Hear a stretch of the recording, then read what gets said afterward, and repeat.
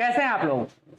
आज हम लोग आपके सामने इस मायने में उपस्थित हुए हैं कि लगातार ओम प्रकाश जी आपके लिए काम कर रहे हैं और इनसे लगातार संपर्क हमारा होते रहता है। आज ही ये फिर से आए थे क्योंकि आपकी बात कर रहे थे, तो हम आपके सामने इनको लेकर आए हैं ताकि अपने बात आप तक पहुंचा सके। जो आंदोलन ये कर रहे हैं और संघर्षरत हैं उसमें आपका सहयोग मिल सके और सरकार तक इनकी बात पहुंच सके।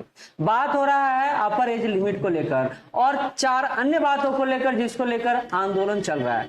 पहले बता दूं कि हम लोग पहले भी इस संदर्भ में वीडियो बना चुके हैं और आप लोग का काफी अच्छा रिस्पॉन्स रहा है। इसको लेकर भी उत्साहित हैं हम लोग। तो हम लोग चाह रहे हैं कि बातों को आप फिर से बारीकी से समझें और खास करके वो छात्र जरूर समझें जो आके कमेंट करके चले जाते हैं कि अब इनकी उम्र बीत गई है तो इनको क्या जरूरत है। जरूरत हर किसी को, और आज ये हैं तो कल आप भी हो सकते हैं।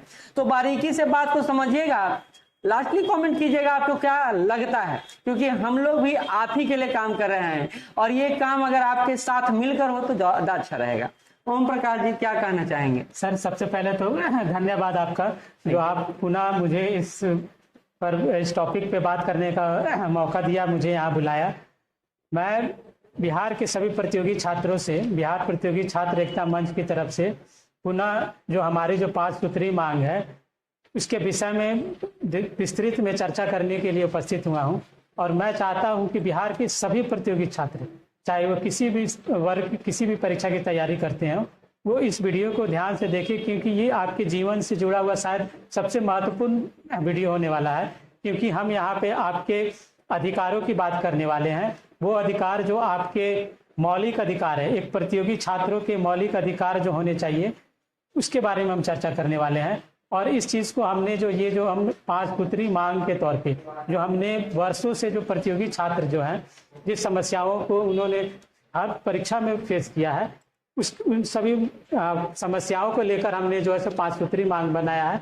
और जब इस सभी मांगों को जब डिटेल में जब स्टडी किया, अध्ययन किया, तो ये समझ में आया कि ये जैसे हमारे जो फंडामेंटल राइट्स होते हैं, मौलिक अधिकार होते हैं, उसी तरह से ये 5 सूत्री मांग सभी छात्रों के लिए, सभी प्रतियोगी छात्रों के लिए एक मौलिक अधिकार के बराबर में है। इसीलिए मैं सभी छात्रों से पुनः अनुरोध करता हूं कि कृपया इस वीडियो को आप पूरी देखें और इस पे जो है सो आप गंभीरता से विचार करें कि क्या ये जो सर जो बात कर रहे हैं या फिर हम बात कर रहे हैं, क्या ये उनके लिए ज़रूरी है या नहीं, या फिर आपने जो भी प्रतियोगी परीक्षा तक दी है उसमें ये समस्याओं को आपने फेस किया है या नहीं। पहले ओम प्रकाश जी 5 डिमांड जो है उसको एक बार छोटा सा पीपीटी हमारे पास, उसके माध्यम से आपको समझा देता हूँ। पहला है increase in the upper age limit, मतलब आपकी उम्र सीमा को बढ़ना चाहिए और ये सिर्फ लाखों स्टूडेंट की बात नहीं है, करोड़ों स्टूडेंट की बात है। दूसरा, relief in age due to COVID pandemic. आपको पता है कोविड पैंडेमिक में कुछ हुआ नहीं और इसे विद्यार्थियों को घाटा हुआ है, खास करके उम्र तो बढ़ा ही है, रुका तो है नहीं। तीसरा, रेगुलराइजेशन ऑफ एग्जामिनेशन, मतलब आपका जो एग्जाम हो रेगुलर हो, और हाल ही के दिनों में जिस तरह रेगुलर हो रहा है उसी तरह होना चाहिए, लेकिन उसमें क्या कमियां रहा है उस पर हम लोग बात जरूर करेंगे। अगला है implement domicile policy. Domicile policy को लेकर तो बिहार में बहुत दिनों से डिमांड है और इलेक्शन का समय है तो ये डिमांड और ज्यादा बढ़ भी गया है और क्यों होना चाहिए इस पर भी बात करेंगे। और transparency and rule for paper leaks. आपको पता है कि अब तो एग्जाम बाद में होता है, पेपर लीक्स पहले होता है, तो विद्यार्थियों का जितना भी मेहनत हो वेस्ट चला जाता है। लेकिन आज हमारा प्रॉपर जो चर्चा रहेगा वो एज लिमिट को लेकर रहेगा, है ना। पहला बात तो बिहार के छात्र ये जानना चाहेंगे कि आखिर उम्र सीमा क्यों बढ़ाया जाए, क्या जरूरत है इसका, क्योंकि कई सारे फ्रेशर्स तो कहते हैं कि इनका उम्र निकल चुका है इसलिए उम्र सीमा बढ़ाने की बात कर रहे हैं। आपका इस पर क्या राय है? सर, सबसे पहले तो मैं एक बार पुनः, आपने तो बताया ही है, बट पुनः मैं सभी छात्रों को ये जो हमारे 5 सूत्री जो मांग है उसको पुनः से दोहराना चाहूँगा, क्योंकि कहीं ना कहीं ये सारी जो मांग है छात्रों के जीवन के जो महत्वपूर्ण समय है उसके बारे में बताती है। इसीलिए सबसे पहले हम जो है सो जो हमारा जो मांग है उसको पहले हम समझेंगे कि पहला जो हमारा मांग है वो है अधिकतम उम्र सीमा, अपर एज लिमिट क्या होनी चाहिए किसी भी एग्ज़ाम में, उसके बारे में हमारा मांग है। दूसरी मांग जो है कि जो कोविड महामारी जो अभी पिछले साल 2 साल पहले जो सभी देश के सभी छात्रों को प्रभावित किया था, बिहार के छात्रों को भी प्रभावित किया था, क्या उसमें जो है सो छात्रों के लिए किसी तरह का कोई रिलैक्सेशन दिया गया है क्या। तीसरा जो है सो हमारा रेगुलराइजेशन ऑफ एग्जाम में जो एक नियमित तरीके से होना चाहिए, नियमित अवधि में जिसकी भर्ती प्रक्रिया होनी चाहिए, इस पे भी हम चर्चा करेंगे, क्योंकि ये भी कहीं ना कहीं आपके जो जीवन के जो महत्वपूर्ण समय है उससे जुड़ी हुई चीज़ें हैं। उसके बाद जो डोमिसाइल पॉलिसी है, एक जो है सो एक छात्र को जो है सो एक जो अवसर जो मिलता है उसमें किन किन छात्रों को शामिल करना चाहिए और इसके क्या मतलब परिणाम है, छात्र क्यों ये मांग कर रहे हैं कि डोमिसाइल नीति लागू हो, ये इस पे चर्चा करेंगे। और हमारा जो सबसे लास्ट और एक महत्वपूर्ण टॉपिक है पेपर लीक धांधली सेटिंग, इस पर भी चर्चा करेंगे, क्योंकि ये सभी जो 5 जो हमारे जो कॉमन जो मांग है, 5 सूत्री जो मांग है, ये कहीं नहीं कहीं छात्रों के जो जीवन में जो महत्वपूर्ण समय है, जो कि वो अपना समय जो परीक्षा की तैयारी में लगाते हैं, आगामी आने वाली वैकेंसी के इंतजार में जो लगाते हैं, उन सभी से जुड़ी हुई है। तो ये 5 जो मांग है इस पर अगर हम विस्तृत चर्चा करें तो ये काफ़ी लंबा वीडियो हो जाएगा, इसलिए हमने डिसाइड किया है कि हम ये 5, क्योंकि ये 5 मांग काफ़ी महत्वपूर्ण है, इसलिए हम एक एक जो मांग है उस पर जो है एक वीडियो की सीरीज लाकर 5 मांगों को रखेंगे। तो आज का जो हमारा जो पहला जो मांग है वो है अधिकतम उम्र सीमा, यानी अपर एज लिमिट, कि एक जो छात्र है उसकी एज लिमिट क्या हो। जैसे सर ने अभी हमसे पूछा कि जो सामान्य वर्ग के छात्रों के लिए अधिकतम उम्र सीमा क्या होनी चाहिए, मैंने इस क्षेत्र में जो भी लोग हैं या फिर छात्र हैं उनसे इस टॉपिक पे मैंने बहुत सारा डिस्कशन किया, और ये जो छात्र जो है तो उसमें अपने अलग अलग तरह के राय दिए। तो इसमें जो एक जो महत्वपूर्ण बात है कि वर्तमान में जो बिहार में जो अधिकतम उम्र सीमा 37 वर्ष है, और बहुतों का ये मानना है कि ये जो 37 वर्ष है ये सफिशियंट है। बट ये चूंकि ये देखने में तो लगता है कि 37 वर्ष है, बट जब हम इस पर चर्चा करेंगे तब आपको ये समझ में आएगा कि ये जो 37 वर्ष जो अधिकतम उम्र सीमा है ये बहुत ही कम है। आज के समय वर्तमान परिप्रेक्ष्य में बात करें तो 37 वर्ष जो है ये बहुत ही कम है। ये कम इसलिए भी बता रहे हैं क्योंकि आप सोच रहे हैं कि 37 वर्ष आपको पूरा मिल रहा है, यानी अगर आप 21 वर्ष हो गया है या 20 वर्ष हो गया तो आपको 37 वर्ष तक मिलेगा, यानी 16 बार या 17 बार आपको एग्जाम देने का मौका मिलेगा। लेकिन ये मिलेगा तब तो बहुत अच्छी बात है, लेकिन जब नहीं मिलेगा तो क्या होगा, और वही बात को ओम प्रकाश जी इस पीपीटी के माध्यम से बताएंगे, क्योंकि ये बहुत ज्यादा इस पर अध्ययन किए हैं तो ये ज्यादा अच्छे से विश्लेषण कर पाएंगे। ये क्या कहता है पीपीटी? सर ये जो है सो एक, चूंकि सबसे पहले आप समझिए कि अधिकतम उम्र सीमा की बात नहीं है, ये बात है कि एक छात्र को उसके छात्र जीवन में कितना समुचित अवसर मिला है। आप जो है सो कंपटीशन का तैयारी करते हैं, इतनी मेहनत करते हैं, और उसके बाद जो है सो बरसों बैठ के इंतजार करते हैं कि अगली वैकेंसी कब आए, और आपके इस इंतजार में क्या होता है, आपका समय जो है, आपका जो इम्पोर्टेंट समय है वो चला जाता है। तो ये समझना जरूरी है कि आपके जो छात्र जीवन में जितना समय होता है, 10 साल 15 साल जो समय होता है, उसमें आपको कितना अवसर दिया गया है, उस अवसर के आधार पर ही निर्धारित होना चाहिए कि अधिकतम उम्र सीमा क्या होनी चाहिए। इसलिए हमने जो अब तक जो बिहार में जितने भी महत्वपूर्ण चयन है आयोग है, उनके द्वारा जो एग्जाम कंडक्ट की गई है, जो इम्पोर्टेंट एग्जाम कंडक्ट की गई है, उसका डाटा आपके सामने लाए हैं, और इसको जब आप विस्तृत समझेंगे तो आपको समझ में आ जाएगा कि ये जो 37 वर्ष जो उम्र सीमा है उसको बढ़ाने की जो मांग है वो क्यों जायज हो जाती है। तो सबसे पहले हम बात करते हैं बीपीएससी को लेकर कि बीपीएससी जो सबसे महत्वपूर्ण चयन आयोग है, उसमें आप एक बात को देखेंगे कि ये जो है सबसे पहला, ये पूरे अगर हम बात करें 2001 में जब ये नए बिहार का गठन हुआ उस समय से लेकर जो आज वर्ष 2023 तक जो बीपीएससी ने जो एग्जाम कंडक्ट किया है, इसकी आप अगर गिनती करेंगे तो ये 11 पिछले 22-23 साल में महज जो है 11 अवसर में, मतलब अगर कोई स्टूडेंट 2001 से एलिजिबल हुआ होगा और उसे अगर 2023 तक अगर मौका मिला हो एग्जाम देने का, तो वो महज 11 अवसर में ही अपीयर हुआ होगा। तो आप समझ सकते हैं कि 22-23 वर्ष का किसी का भी जो छात्र जीवन तो होता नहीं है, मुश्किल से 8, 10, 12 साल तक का छात्र जीवन होता है। तो आप किसी भी गैप के बीच में उठाकर देख लीजिए कि आपको जो महज आपको देखने को मिलेगा कि 3 से 4 अवसर मिले। पहले जो आपका जो आप देखिए कि जो भी इम्पोर्टेंट एग्जाम है उसमें कम से कम 7 वर्ष या 7 अवसर तो मिलते ही हैं, बट बीपीएससी ने आप देख लीजिए कि इनका जो आपका गैप है ये एक आपको दिखाता है कि ये जो है तो अनियमित तौर पे जो वैकेंसी आई है, और इसमें जो है तो आपको जो है तो जो छात्र हैं ये काफी लंबा समय तक जो है सो इंतजार किए। दूसरी बात है कि वर्ष 2016 के बाद से बीपीएससी ने रेगुलर वैकेंसी निकाली तो है, बट इस रेगुलरिटी में भी एक बात समझने की जरूरत क्या है कि वर्ष 2019 जो कि पूरे विश्व के लिए एक बहुत ही बड़ा भयंकर समय हो गया था, क्योंकि उसमें कोरोना महामारी ने पूरे देश को प्रभावित किया था। और इस तरह से पूरे देश में जो बिहार के छात्र थे वो भी प्रभावित हुए। और उसमें जो भी एग्जाम जो कंडक्ट हुए हैं, बीपीएससी का मानना है कि उसने जो है सो एग्जाम रेगुलर कंडक्ट किया। और उसमें जो है सो हम उस समय के जो हमारे जो तत्कालीन जो बीपीएससी के अध्यक्ष थे अतुल प्रसाद सर, उनका कहना था कि जो ये रेगुलर एग्जाम हमने कंडक्ट किया है और इसमें जो है सो छात्र जो है सो इसमें जो है सो छात्र का कोई समय बर्बाद नहीं हुआ। तो मैं छात्रों से पूछना चाहता हूं, चूंकि आप इसके भुक्तभोगी हैं, आप बताइए कि क्या आप इस समय एग्जाम देने के लिए तैयार थे? क्या वो जो समय सिचुएशन था, क्या वो एग्जाम देने के लायक था? आयोग के पास सारा संसाधन मौजूद था, बिहार सरकार के सारे संसाधन मौजूद थे, तो वो तो एग्जाम कंडक्ट करवा सकती थी।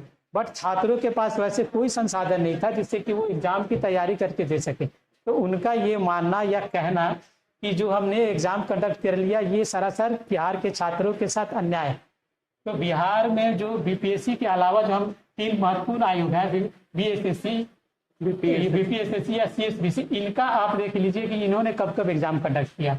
अब हम बात करते हैं इंटर लेवल एग्जाम की। तो ये आप अभी एक फॉर्म फिलअप किया होगा वर्ष 2023 में, जिसमें आपने देखा होगा कि वैकेंसी में ही मेंशन किया हुआ है कि इंटर लेवल जो है सो 2, मतलब कहने का मतलब है कि ये जो है सो बीएसएससी ने अपने पूरे कार्यकाल में दूसरी बार वो वैकेंसी निकाली है। तो ये जरूर सवाल उठ रहा होगा कि पहली वैकेंसी कब आई होगी। तो यहाँ देखिए वर्ष 2014 में ये पहली वैकेंसी आई थी, जिसको कंप्लीट होने में 2022 तक का समय लग गया।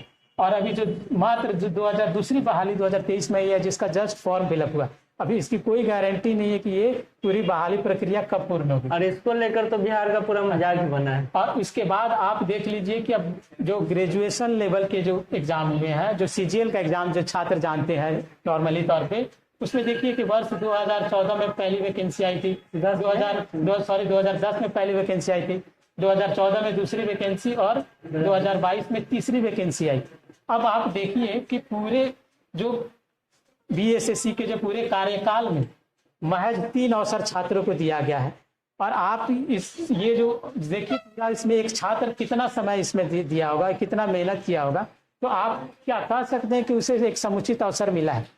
उसके अलावा जो बीपीएसएससी जो बिहार दरोगा की वैकेंसी निकालती है, उसमें भी आप देखिएगा कि 2016 में जो है तो एक अलग से बीपीएसएससी का गठन किया गया जो कि बिहार दरोगा का कंडक्ट करती है। उसमें आप देखिए कि वर्ष 2017 और 2019 में बहाली आई। अब 2020 में बहाली क्यों आ गई, ये भी आपको समझना पड़ेगा। शायद आप उस समय को आप देखिएगा तो आपको ये समझ में आएगा कि 2020 जो था बिहार विधानसभा चुनाव का वक्त था, और ये चुनाव के मद्देनजर जो है सो एक बहाली को जबरदस्ती डाला गया, जिसकी जो भर्ती प्रक्रिया जो है सो वर्ष 2022 में पूरी हुई। और अभी जो बहाली जो 1275 के नाम से आप जानते हैं, वर्ष 2023 में आई, उसके भी भर्ती प्रक्रिया चल रही है। तो अभी आप देखेंगे वर्ष 2016 से लेकर 2024 तक के बीच में महज जो है सो 4 वैकेंसी 4 दरोगा की बहाली आई है। मतलब छात्रों को जो है 8-9 वर्ष में महज 4 अवसर ही मिले हैं। और फिर उसके बाद सेम अगर वही बात करें हम सीएसबीसी जो कि बिहार पुलिस की बहाली निकालती है, उनका भी ये जो है बिल्कुल सेम ही ईयर रहा है, बिल्कुल जो है बिहार दरोगा के साथ साथ आया है। इसमें बस आपको एक अंतर ये देखने को मिलेगा कि वर्ष 2023 में जो बिहार पुलिस की बहाली आई थी, जिसमें काफी ढिढोरा पीटा गया था कि 21,000 बहाली है, 21,000 बहाली है, वो भर्ती प्रक्रिया जब स्टार्ट हुई, उसका जब एग्जाम हुआ तो एग्जाम से पहले पेपर लीक था और वो कैंसिल है। और इसमें छात्रों को पता नहीं है कि इसका जो अगला एग्जाम कब होगा और ये पूरी भर्ती प्रक्रिया कब पूरी होनी है। तो मेरा कहना ये है, मैं छात्रों को ये समझाना चाह रहा हूँ कि यहाँ पे जो अधिकतम उम्र सीमा जो है, ये हमारे समुचित अवसर जो हमें मिलना चाहिए, जो हमारी जो तैयारी वर्षों से हम करते हैं, जिसमें हम अपना पूरा जीवन का समय दे देते हैं, उसमें हमें जो है तो कितना समुचित अवसर मिला है। और मैं ये दावे के साथ कह सकता हूँ कि किसी भी आयोग ने अपने पूरे कार्यकाल में किसी सामान्य वर्ग के छात्रों को कभी भी समुचित अवसर नहीं दिया है। तो हम क्यों नहीं कहें कि भाई हमें जो है सो समुचित अवसर मिलना चाहिए, और ये जो अधिकतम उम्र सीमा, वर्तमान अधिकतम उम्र सीमा जो 37 वर्ष है, उसको बढ़ाकर जो है सो 42 वर्ष करना चाहिए। इसके पीछे भी एक कारण है जो आपको देखना चाहिए, समझना चाहिए। क्यों बोला जा रहा है कि इनको उम्र सीमा बढ़ना चाहिए, 37 से 40 होना चाहिए, तो उसके पीछे ये रीजन। अब आइए हम एक और जो बिंदु है जिससे कि हमारे जो इस मांग को एक जो महत्वपूर्णता से जो है उस दावे को जो पेश करती है, वो है आपका कि अगर हमारे बिहार में 37 साल सफिशियंट है, तो बिहार से जो अदर जो स्टेट है उनमें जो अधिकतम उम्र सीमा क्या है, क्या 37 वर्ष से कम है? हम ही जो है सो सबसे ज़्यादा उम्र सीमा का लाभ ले रहे हैं? तो ऐसा नहीं है।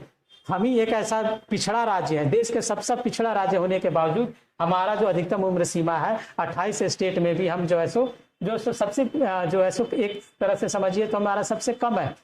हमारे रेस्पेक्ट में जो अदर हिंदी भाषी राज्य हैं वहाँ पे हम आपको डाटा के साथ जो कि बिल्कुल ऑथेंटिक है, आप कहीं भी जो इसको चेक कर सकते हैं। इसमें एक चीज जो आपको जो दिख रहा है, इसमें हमने जो है तो अभी इफेक्टिव एज को हमने डाला है। इफेक्टिव एज का मतलब है कि वर्तमान में इस साल वर्ष 2024 में जो छात्रों को जो अधिकतम उम्र सीमा का जो लाभ मिल रहा है उस चीज को हमने दर्शाया है। इसमें अधिकतम उम्र सीमा प्लस जो कोविड के वजह से जो रिलैक्सेशन मिला है, इन दोनों चीजों की जोड़कर ये उम्र सीमा निकाला गया, जिसमें आप देखिए कि तेलंगाना जो है इसको 46 वर्ष वहाँ के छात्रों को जो है 46 वर्ष तक के छात्रों को मौका दिया जा रहा है।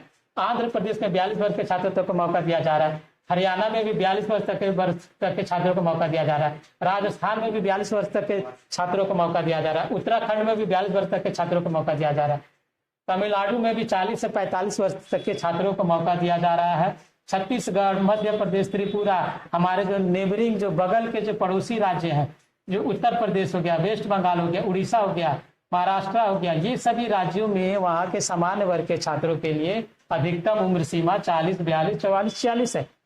तो फिर बिहार में ये कहना कि 37 वर्ष सफिशियंट है, ये किस आधार पे कोई भी कह सकता है? इस मैप में भी दिख आप रहा है। अगर मैप से देखेंगे, बहुत सारे छात्र को इतना डाटा देखने में शायद थोड़ा सा दिक्कत हो, तो हमने इसके लिए एक चार्ट भी लाया है, जिसे आप ये देखिए, ये जो जितने जो ग्रीन जो आप क्षेत्र देख रहे हैं, ये वो क्षेत्र है जहाँ पे छात्रों को 40 से ऊपर का अधिकतम उम्र सीमा का लाभ मिल रहा है। बट ये जो रेड सर्किल में आप बिहार को देख रहे हैं, ये यहाँ के जो दुर्भाग्य ही कहेंगे कि बिहार के जो दुर्भाग्यपूर्ण छात्र हैं उनका ये क्षेत्र है। ये जो रेड लाइन से दिख रहा है, यहाँ पे महज अभी भी 37 वर्ष है। और ये छात्रों का जो ये उम्र सीमा बढ़ाने की जो मांग है, ये आज और कल का नहीं है, बल्कि जब से ये आप कह लीजिए कि जब से जो एक जो आप कह लीजिए कि जब से इंटरनेट का जमाना आया, जब से जो है सो सारी चीज़ें जो फास्ट प्रक्रिया में होने लगी वर्ष 2017, तब से ये मांग उठ रही है कि हम जो है सो अधिकतम उम्र सीमा को बढ़ाया जाए। पर सरकार ने इसे कभी गंभीरता से नहीं लिया,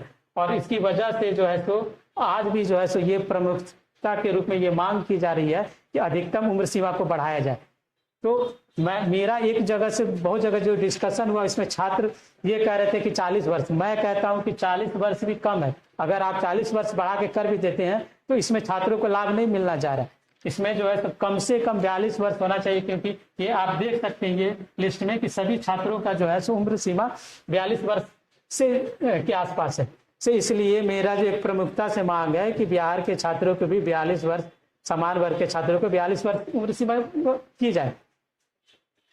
बात यह है कि अवसर जो छात्रों को नहीं मिला है वो मिलना ही चाहिए, और अगर अन्य राज्य इस परिप्रेक्ष्य में काम कर रहे हैं तो बिहार क्यों नहीं। उम्र सीमा को लेकर हर किसी का अपना अपना विचार है, लेकिन एक ऑथेंटिक विचार रखने के पहले हम लोग पूरे प्रामाणिकता को जांचे हैं कि क्या अदर राज्य इस तरह का बेनिफिट दे रहे हैं, तो हाँ दे रहे हैं, और हम लोग को बेनिफिट मिलना चाहिए। और बिहार की बात करें तो साक्षरता दर हमारे यहाँ जो है वो आपको बताने की जरूरत नहीं है। दूसरा, बेरोजगारी कितना है और जनघनत्व कितना है ये भी बताने की जरूरत नहीं है। तो यहाँ के छात्रों को तो प्रेफरेंस मिलना चाहिए, और खास करके तब जब आप रेगुलर वैकेंसी नहीं लाए हैं तब तो और ज्यादा हो जाता है। तो इसके संदर्भ में एक और बात है जो हम लोग ने नोटिस किया है, और उसको लेकर अभी आपके सामने भी बात करेंगे, और वो है कि ओम प्रकाश जी ही बता रहे थे कि अभी सरकार और बीपीएससी ने जो किया था कि पहले जितना भी वैकेंसी आता था 3-4 साल में आता था। जी सर। और उसी को लेकर एक केस चला, जिस केस का नाम है जयदीप कुमार अभयवाद। उसमें जो निकलकर सामने आया वो ये आया कि सरकार कैसे उम्र सीमा तय करती है। आप इसके बारे में बेहतर शायद बता पाएंगे। सर, मैं ये जो बताना चाहता हूँ, एक्चुअली ये मैंने इसलिए इस स्लाइड को इसमें डलवाया क्योंकि मैं इसमें जो भी चयन आयोग है जो हमारे हित के लिए बनाया गया है, वहाँ उनकी होशियारी को दिखाने के लिए हमने स्पेशली सर को बोला कि इसको भी इंक्लूड किया जाए। अब ये जो है सो 66 बीपीएससी का जब वैकेंसी आई थी तो छात्रों ने उन्हें अधिकतम उम्र सीमा की मांग कर रहे थे। जब उन्हें नहीं मिला तो वो कोर्ट में गए। वहाँ पे उनकी मांग थी कि हमें जो है सो पिछले 15 वर्ष में महज 4 अवसर दिए गए।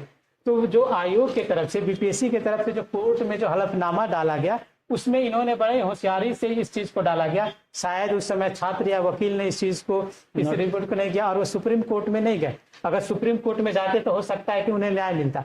अब आइए जरा हम एक ही एग्जाम्पल से आपको समझाएंगे कि हम ले लेते हैं सबसे पहली बार जो ज्वाइंट एग्जाम आया था, ये वर्ष 2000 आपका जो वर्ष 2007 में आया था। वर्ष 2007 में ये वैकेंसी आई थी, जिसको हम जानते हैं कि 53वीं से लेकर 55वीं तक। इसमें जो आपका जो कट ऑफ एज जो दिया गया था, तो इसमें आप देखेंगे कि इसमें जो है तो वर्ष 2007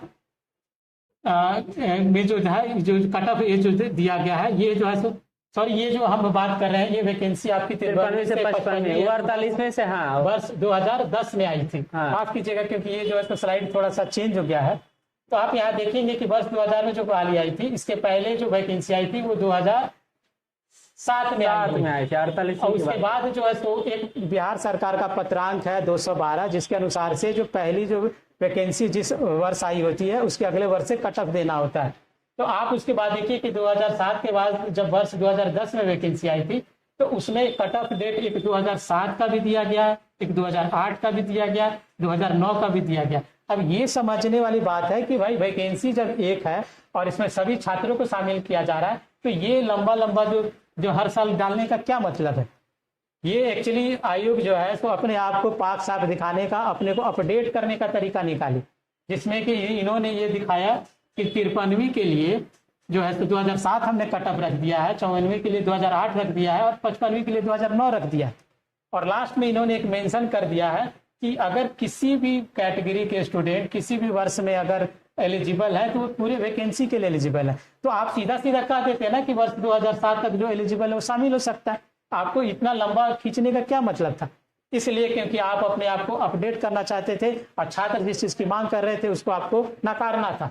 अब इसका देखिए कि आयोग ने कितनी बड़ी इसमें गलती की है, या फिर कह लीजिए छात्रों के जीवन के साथ कितना बड़ा धोखा किया। आप एक बात बताइए कि 2009 में ऐसे छात्र भी होंगे जो फर्स्ट टाइम एग्जाम दे रहे होंगे, फ्रेशर्स होंगे। उस समय उन्होंने आपका पहली बार ग्रेजुएशन कंप्लीट किया होगा, और क्या वो छात्र जो कि 2009 में ग्रेजुएट कंप्लीट किए थे 2007 में कहाँ पर होंगे? 2007 में वो जस्ट उन्होंने ग्रेजुएशन में एडमिशन लिया होगा। तो क्या आप जो है 2007 के जो सीट्स है, क्या आप जो है 2009 को छात्र को दे सकते हैं? ये कहीं से न्यायपूर्ण था क्या? आपने बस अपने आप को अपडेट करने के लिए इस तरह से न्यायोचित तरीके से ना करके आपने जो है सो छात्रों को गुमराह करते हुए अपने आप को अपडेट कर लिया। और उससे क्या हुआ कि जो भी छात्र जो कि इस चीज के लिए प्रिपरेशन कर रहे थे, उनके आपने अवसर को भी मार दिया और उनके लिए जो सीट्स अवेलेबल होनी चाहिए थी उसको भी मार दिया। तो हमारा जो हर बार यही बात को समझाना है कि जो समुचित अवसर मिलना चाहिए था वो समुचित अवसर किसी भी चयन आयोग ने कभी भी छात्रों को दिया ही नहीं है। इसलिए हमारा जो है सो हर बार यही मांग है कि अधिकतम उम्र सीमा को बढ़ाया जाए, इसके अलावा कोई रास्ता नहीं। ठीक, यही बात हम लोग आपको समझा डायरेक्टली भी सकते थे, लेकिन बोला जाता है ना कि मतलब सच को प्रमाण की भी आवश्यकता आज के संदर्भ में होती है। वही प्रमाण हम लोग बताने का प्रयास कर रहे थे, और ये भी प्रयास कर रहे हैं कि अगर ये सुविधा मिलता है तो इससे अधिकतम छात्रों का लाभ हो। क्योंकि अगर जैसा कि ओम प्रकाश जी ने बताया कि 40 वर्ष भी हो सकता है, लेकिन उससे बहुत ज्यादा सारे छात्र जिनको शुरुआत से ही अवसर नहीं मिल पाया उनको लाभ नहीं होगा। तो एक अवसर मिलने के लिए एक उम्र सीमा ऐसा हो जो ऑथेंटिक हो, और बीपीएससी ने जो गलती किया है ना उसको सुधार करने का उनको भी एक मौका मिले। सर ये चीज आप पहले समझिए कि छात्रों का जो एक डर है कि पुराने छात्र आ जाएंगे तो कंपटीशन का लेवल बढ़ जाएगा, तो मैं सभी छात्रों से ये पूछना चाहता हूँ कि क्या अभी कंपटीशन का लेवल कोई कम है क्या? एक सीट के लिए शायद हजार स्टूडेंट के बीच में कंपटीशन होता है। तो आप कहिए कि अगर समुद्र में से एक बाल्टी पानी निकाल लें या डाल दें तो क्या समुद्र का पानी बढ़ जाना है क्या? तो सेम यही स्थिति है। तो सीट्स आते हैं 300, 400, 500 और स्टूडेंट अपीयर होते हैं 7 लाख 8 लाख। तो ऑलरेडी देखिए कि कंपटीशन क्या है। और आप एक बात को समझिए कि स्टूडेंट कितना भी तैयारी कर ले, कितनी भी मेहनत कर ले, जितनी सीट्स होती है उतना ही सीट्स जाना है। अगर मान लीजिए 500 सीट्स की वैकेंसी आई है तो 500 सीट्स ही जाएंगे। अब जरा सोचिए कि बाकी जो बच गए, अगर मान लीजिए 5 लाख के स्टूडेंट अपीयर हुआ होगा तो आप सोचिए कि बाकी का जो 5 लाख में से 4,95,000 आपका 99,500 स्टूडेंट है वो क्या करेगा? वो अगले वैकेंसी की तैयारी करेगा। और ऐसा नहीं है कि अगली बार भी फिर कोई जो है सो 10,000 या 20,000 वैकेंसी आएगी, फिर वही जो है सो 400-500 वैकेंसी आएगी। तो कहने का मतलब है कि मेरिटोरियस छात्र होने के बावजूद एक लक फैक्टर नहीं होने की वजह से भी बहुत सारे मेधावी छात्र छटते आते हैं। और अगर अधिकतम उम्र सीमा अगर पर्याप्त होगी, हर छात्र को एक समुचित अवसर मिलेगा, तो वो जो है सो वो अपने मेहनत में जो कमियां उसको हुई हैं उसको पूरा करते हुए अपने साथ न्याय कर सकता है, वो अपने मेरिट को निकाल सकता है। तो इसलिए ये कहना कि कंपटीशन बढ़ जाएगा इसलिए नहीं बढ़ना चाहिए, ये बिल्कुल ही गलत है। एक बात और है, लास्ट में जाते जाते एक बात बता देता हूँ कि अगर आप चाहें तो इस आंदोलन का भाग बन सकते हैं, और ये नंबर नीचे दिया हुआ है और हम इसको अपने टेलीग्राम चैनल पे भी पुट कर देंगे। आप नीचे डिस्क्रिप्शन बॉक्स में टेलीग्राम चैनल का लिंक भी है, वहां जाकर इसको देख भी सकते हैं। 7766936536 और दूसरा नंबर है 8789891801। इस पर आप कॉल कर सकते हैं, व्हाट्सएप कर सकते हैं और अपना सहयोग जो छात्र एकता मंच है उसको दे सकते हैं। और ओम प्रकाश जी का नंबर भी मैं डिस्क्रिप्शन बॉक्स में डाल दूंगा, आप वहां से इनसे जुड़ सकते हैं, क्योंकि आपका छोटा सा सहयोग ना इनको बहुत बड़ा उम्मीद दे सकता है और आपके लिए अच्छा काम ये कर रहे हैं तो इनको एक मौका मिलना भी चाहिए। सर, मैंने इस विषय पे जो हमारा मांग है इसको लेकर मैं पटना के जितने कॉम्पिटिटिव टीचर है सबसे मैं मिल रहा हूँ, बहुतों से बात हुई है इस टॉपिक पे और उनका कहना है कि ये बहुत ही अच्छा प्रयास है, बहुत ही सराहनीय प्रयास है। और बहुत जगह टीचरों का अप्रिसिएशन भी मिला है कि चलिए कम से कम आप तो शुरू कर रहे हैं। मैं छात्र बहुत सारे मुझसे इस दरमियान जुड़े भी हैं, सबका जो एक क्वेश्चन होता है कि सर ये कब तक आप करवा दीजिएगा, सर ये कैसे होगा, कब होगा। तो सबसे पहले एक चीज़ मैं फिर इस वीडियो के माध्यम से आपसे क्लियर करना चाहता हूँ कि एक तो पहले समझिए कि मैं कोई छात्र नेता नहीं हूँ और ना ही ये कि मेरा कोई ये व्यक्तिगत है। ये आप समझिए कि अब तक जो डिमांड हुई है सरकार के पास रिजेक्ट क्यों हो जाता है।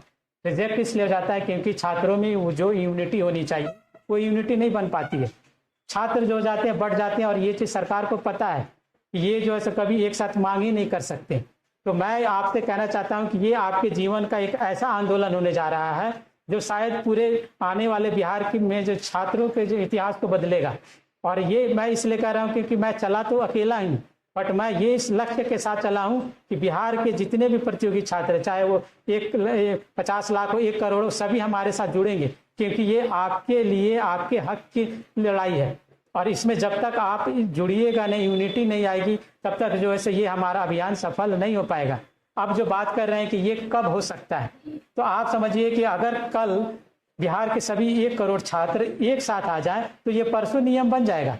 मगर अगर ये 1 करोड़ छात्र को जुड़ने में अगर वर्षों समय लग गए तो आप समझिए कि ये मांग वर्षों तक जो है सो लंबित रह जाएगी, नहीं पूरी। तो ये आप पे डिपेंड करता है कि आप इससे इस जो हम जो ये 5 सूत्री मांग है, आप जो इसको कितने मतलब कि अपने तरीके से अपने दोस्तों के बीच में, अपने पेरेंट्स के बीच में इस बात को रखते हैं। और मतलब कहने का ये है कि मुझे नेता बनाने या फिर किसी पर्टिकुलर नेता के हाथ में ये टॉपिक देने से नहीं होगा। हर छात्र को व्यक्तिगत तौर पे छात्र नेता बनना होगा। इस बात को समझिए कि आप किसी को नेता बनाकर, छात्र नेता बनाकर कभी भी जो है ऐसे आंदोलन को नहीं जीत सकते हैं। हर स्टूडेंट को व्यक्तिगत तौर पे छात्र नेता बनना होगा और तब तक बनना होगा जब तक ये मांगे पूरी नहीं होती।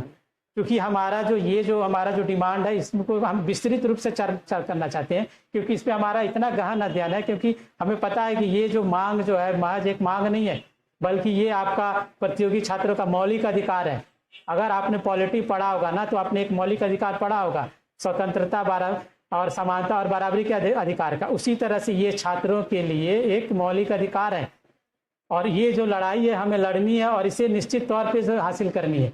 तो इसलिए जो है सो चूंकि ये वीडियो काफ़ी लंबा हो जाएगा, तो इसलिए हम जो है इसे एक पार्ट वाइज लेकर आएंगे। तो आज का जो हमारा टॉपिक है ये अधिकतम उम्र सीमा, जिस पे हमने चर्चा की। अगले वीडियो में हम कोविड को लेकर आएंगे, जहां बताएंगे कि किस किस स्टेट ने क्या क्या दिया। तो इसी के साथ जो है सभी छात्रों का धन्यवाद करते हुए आज के लिए जो है सो आप लोगों का बहुत बहुत धन्यवाद। इस वीडियो को आप जो है सो ज़्यादा से ज़्यादा शेयर करते हुए सभी छात्रों को जागरूक करें। ये आपका दायित्व है, ये आपके अधिकार की बात है। ये महज मेरी लड़ाई नहीं है, बल्कि आपकी लड़ाई है, जो कि मैं एक प्रयास कर रहा हूं और इसे सफल बनाना आपके हाथ में। जैसा कि ओम प्रकाश जी ने कहा कि ये इनकी लड़ाई नहीं है, हम सभी की लड़ाई है। तो आपका यह कर्तव्य बनता है कि आप इस लड़ाई से जुड़े और जोड़ें ताकि ये सफल हो सके। धन्यवाद। हमारा जो है सो डिस्क्रिप्शन में जो ये नंबर दिया हुआ है, आप उस पर हमसे कॉल कर सकते हैं और जुड़ सकते हैं। आगे जो भी हमारा जो है एक चीज़ हमने जो महसूस किया है कि चूंकि हमारा अभियान जो इतना बड़ा है कि हमें जो है कुछ एक्टिव वॉलंटियर्स की ज़रूरत है, क्योंकि हम अकेले जो है सभी टीचर्स से जब मिल रहे हैं या छात्रों से जो हम एक सिग्नेचर अभियान चलाया है, उसके लिए बहुत सारे ऐसे वॉलंटियर्स की ज़रूरत है, जो डेडिकेटेड वॉलंटियर्स की ज़रूरत है, जो साथ में आकर काम कर सके ताकि हमारा काम तेज़ी से आगे बढ़ सके। सो ऐसे छात्र जो कि हमारे साथ फिजिकली और एक्टिवली जो है सो पार्टिसिपेट कर सकते हैं इस अभियान में, वो हमारे दिए हुए नंबर पे जो कि हमारा यहाँ पे डिस्प्ले में है, उस पर कॉल करके हमसे बात कर सकते हैं, जुड़ सकते हैं। इसी के साथ जो है सो हम जो है सो आज के लिए जो है सो अपने बात को विराम देते हैं। धन्यवाद।